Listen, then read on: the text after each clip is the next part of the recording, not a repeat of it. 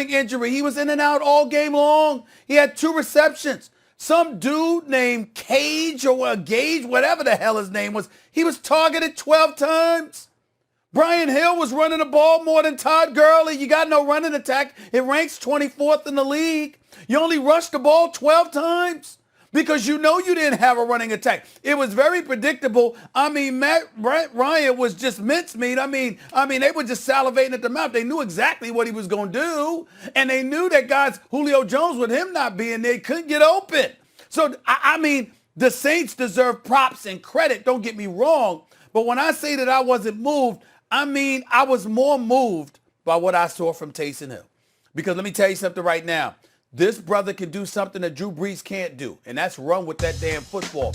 In today's day and age, if you are a quarterback with wheels and you watch Lamar Jackson with his suspect throwing ability, at least last year and the year before, run the football so effectively all the way to league MVP honors, if you can run with the football, it's something that needs to be utilized. And sure enough, that's what Taysom Hill did. Ran for 2 touchdowns, ran for 51 yards, and oh, by the way, when he threw the football, other than that floater, that Hail Mary to Emmanuel Sanders for 44 yards, I mean, he was pretty much throwing the football effectively throughout the day, completed 78% of his passes.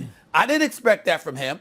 I hadn't seen him throw the football, and he looked pretty damn good throwing the football. Which is why I didn't blame Sean Payton for retweeting Roddy White, the former wide receiver for the Atlanta Falcons, who was talking smack all week long about what the Falcons were going to do to this dude having his first NFL start in Taysom Hill. Well, he put all of that to bed. He handled his business, and I give credit where credit is due. To walk in as the successor to Drew Brees, at least for the moment, and to look the way that he did, throwing the football, but then to add running the football to his arsenal, which is something Drew Brees could never do, it made the Saints look every bit as formidable as we're accustomed to seeing them look, at least this season.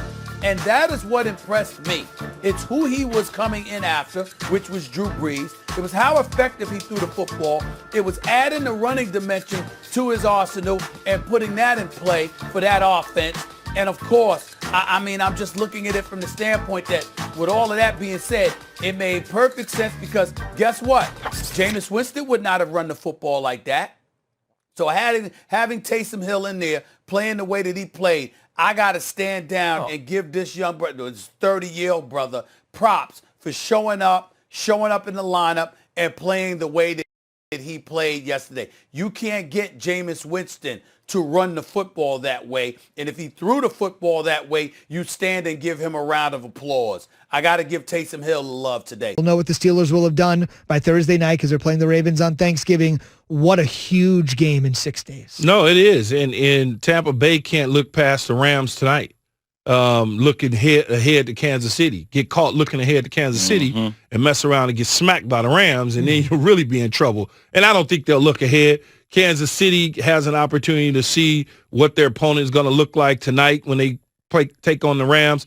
They can get a feel for what the Bucs are about and how the Rams can attack them and get at them. And I'm sure they'll be dialed in as they game plan, waiting to see what tonight looks like. You know, I'm curious for tonight, Key. What version of Jared Goff are we going to see tonight?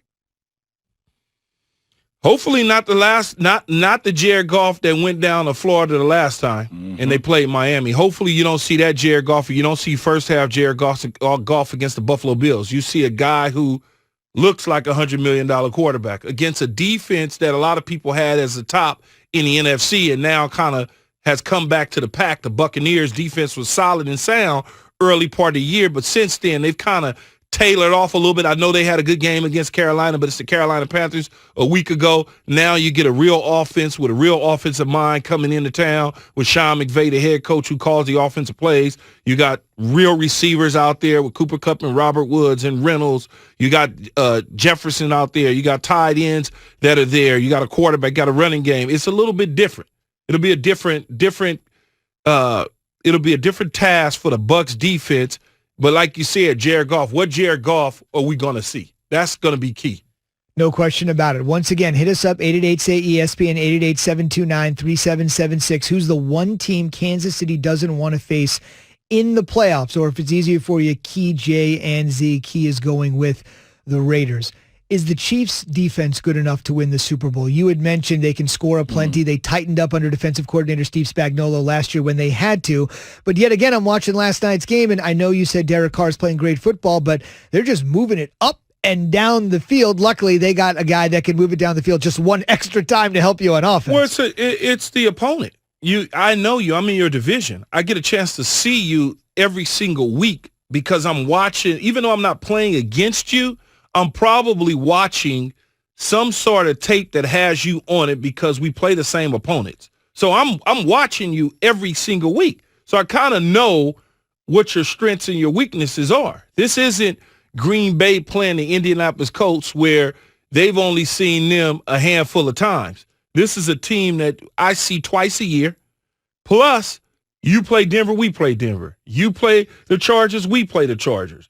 And then the teams that you play outside the division, we play because we're in the same division. If you play somebody in the other conference, chances are we're playing that same team in the other conference. So every single week, even though I'm not studying game film on you, you show up because I'm studying game film on opponents that we both play. Let's head to the – go ahead, Jay. I think the Chiefs' defense is serviceable, Key, right? Absolutely. And my thing is that their offense is so potent that it almost gives so much pressure on the opposing team's offense to keep up with that pace.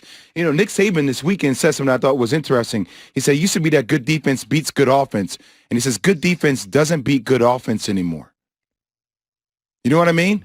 Good defense doesn't beat. Sorry. I think what he was meant to say is like if you have a really good offense, it doesn't matter how good your defense is, your offense can outbeat your defense. You know what I mean? Yeah, that's an interesting point. I read it wrong. Sorry. But you know what I meant to say. No, I know exactly what you're saying. But the problem is those defenses aren't around like that anymore. My Tampa Bay Buccaneers defense is not in the NFL right now. The 85 Bears are not around. The Baltimore Ravens defense with Ray Lewis and all those Suggs, and they're nowhere to be found in the National Football League right now. But if you took those defenses that I'm talking about and placed them in the NFL right now, they're going to get the best of them offenses. I was on a Buccaneer team, and our defense was stupid, obviously, playing against a Ram team that was the greatest show on turf. They didn't want no parts of Derrick Brooks and them.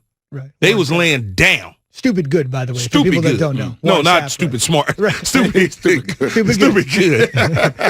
And we should Stupid mention to Jay's point, right? Saban's a defensive guy, but that's why they've gone to tempo. They've got to realize we have got to score. Man, more Booger than McFarland and them dudes, they was gonna eat. I know Patrick Mahomes is great and all that, but I'm putting my money on John Lynch and Warren Sapp and Simeon Rice and Booger McFarland and Rondé Barber and Brian Kelly. I'm putting my money on them. I promise you I am. Because I know what they coming to the party to do. Indeed. Let's go to the party. Let's go to the Dr. Pepper call-in line. We're asking you this morning, one team the Chiefs don't want to face in the playoffs. Hit us up, 888-ESPN, Key J and Z on Twitter if that's easier for you. Clinton in Ohio, you're on ESPN Radio. Who does Mahomes now want to see? I would guess it would be the Steelers. And the reason why is I think they've had some experience of, like, trying to keep, like, Lamar in the pocket. And I think if they keep Mahomes in the pocket, you got Watt coming in, putting a little bit of heat on him. And I do believe that Steelers have the best defensive line to at least cause them the most problems. Yeah, he certainly can go with the Steelers. The Steelers are not in the question, right? I mean, it's the Steelers and the Raiders, but I just